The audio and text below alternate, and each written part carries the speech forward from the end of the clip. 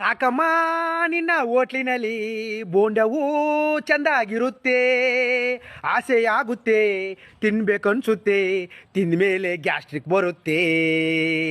ಸಾಕಮ್ಮ ನಿನ್ನ ಹೋಟ್ಲಿನಲ್ಲಿ ಬೋಂಡವೂ ಚೆನ್ನಾಗಿರುತ್ತೆ, ಆಸೆಯಾಗುತ್ತೆ, ತಿನ್ಬೇಕನ್ಸುತ್ತೆ, ತಿಂದಮೇಲೆ guarantee gastric ಬರುತ್ತೆ.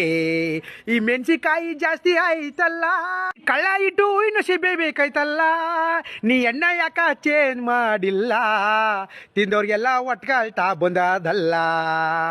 ಸಾಕಕ್ಕ ನಿನ್ನ ಹೋಟ್ಲಿನಲ್ಲಿ ಬೋಂಡವೂ ಸೂಪರ್ ಆಗಿರುತ್ತೆ, ಜನರ ಆರೋಗ್ಯ ಭಾಗ್ಯವೇ ಮುಖ್ಯ ಕಾಣಕ್ಕ, ಅದಕ್ಕೆ ನೀನು ಶಿಸ್ತಾಗ್ ಮಾಡಕ್ಕ. ಜನ ಒಟ್ಕಿಲ್ದೆ ಕಿಚ್ಗೆ ತಂಗ್ಳ ಬೆಂಗ್ಳ ತಿಂತಾರೆ, ತಿಂದ ಮೇಲೆ ಕಣ್ಣಸರು ಕಾಲ್ದುಳಾಗಿ ಸಾಯ್ತಾರೆ.